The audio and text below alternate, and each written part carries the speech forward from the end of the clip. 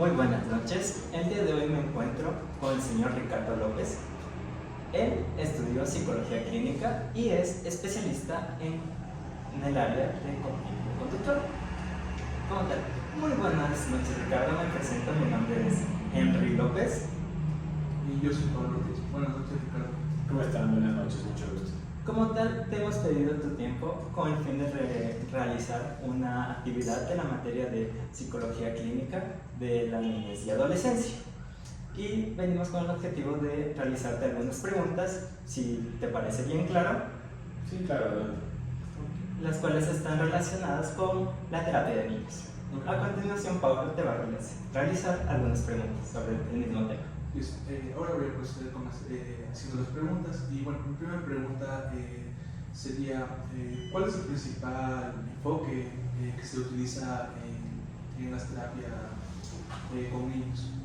Bueno, mira, la evidencia justamente nos dice que la terapia cognitivo-conductual tiene la mayor eficacia. Entonces nosotros podemos trabajar desde la parte conductual, con nenas chiquitos, digamos, la parte cognitiva, con personas que ya son un poco más adolescentes, y cognitivo-conductual, dependiendo de la edad. Pero entonces lo que más se utiliza y lo que nos apunta la evidencia es utilizar la terapia cognitiva-conductual. Sí. Bueno, voy a proceder con la siguiente pregunta.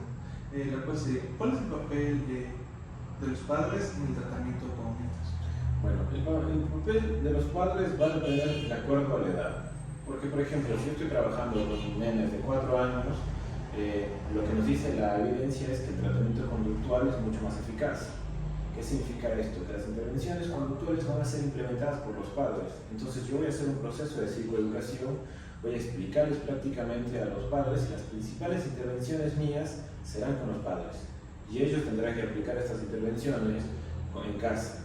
Ahora, si yo hablo de un adolescente, donde ya las intervenciones son tanto conductuales como cognitivas, va a ser también una especie de psicoeducación, pero un poco más orientativa.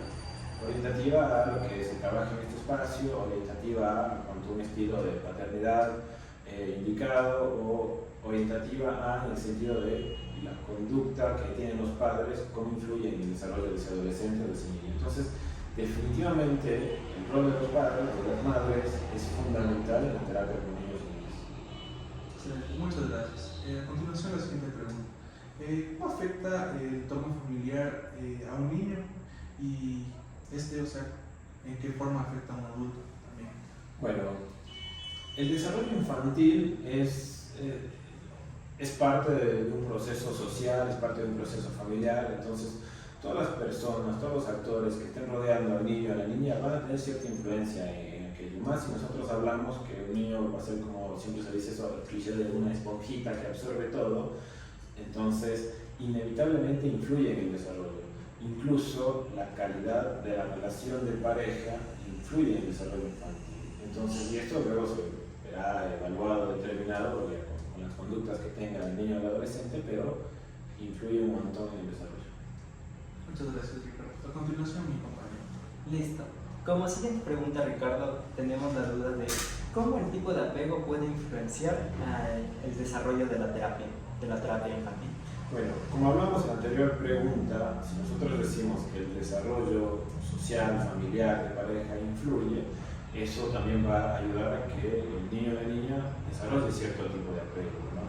Y esto se verá reflejado en la consulta, cuando nosotros conocemos cuáles son las características de cada tipo de apego, nosotros veremos evidenciado eso en la consulta, ¿no? Un apego un poco más ansioso, entonces tal vez cuando el niño se va a presentar con características de ansiedad, y nosotros vamos a poder evaluar. Si podemos reconocer qué tipo de apego está desarrollando, sabremos cómo intervenir en ese niño o esa niña.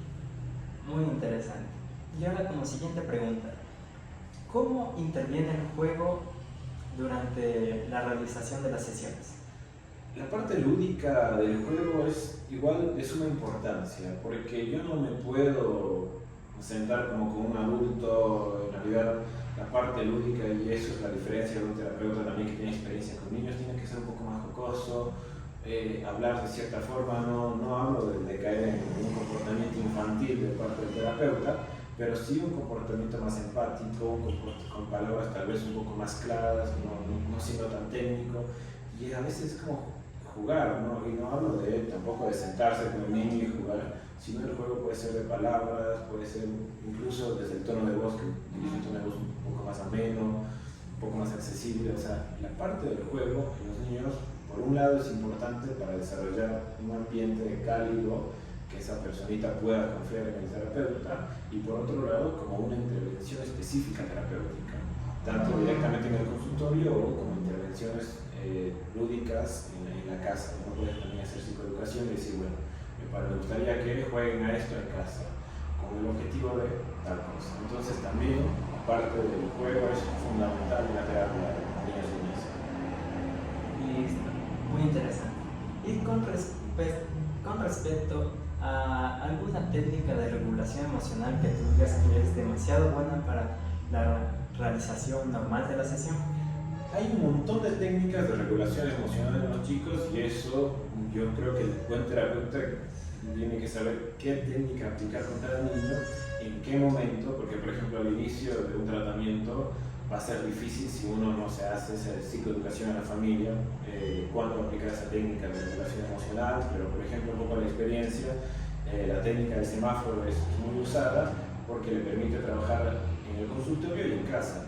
Tú puedes hacer psicoeducación sobre las emociones, sobre para qué sirve, y al ser un semáforo muy lúdico, muy visual, le permite tener esa asociación conductual que nosotros podemos trabajar en cuanto a la regulación emocional. Ya que tal vez con nenes un poco más grandes podemos trabajar algo como un espacio seguro, un espacio de calma. Yo tenía una paciente que se le decidió construir en la habitación un lugar, en una sillita, cosas así, como cosas, imprimió un póster de que le gustaba, y cuando se sentía un poco enojada, decía como que se iba a su habitación y se quedaba ahí, interactuaba con estas cosas y le ayudaba a regularse emocionalmente. Entonces, va a depender siempre del niño para decir qué técnica puede ser más eficaz, porque en teoría, si las técnicas están bien aplicadas, funcionan todas. Así que eso más o menos. Excelente. Muchas gracias, Ricardo, por tu tiempo. Te lo agradecemos de manera muy encarecida. Y lamentablemente tenemos que despedirnos. Fue muy interesante, pero muchísimas gracias. Bueno, gracias a ustedes por la entrevista y bueno, gracias. Una buena noche.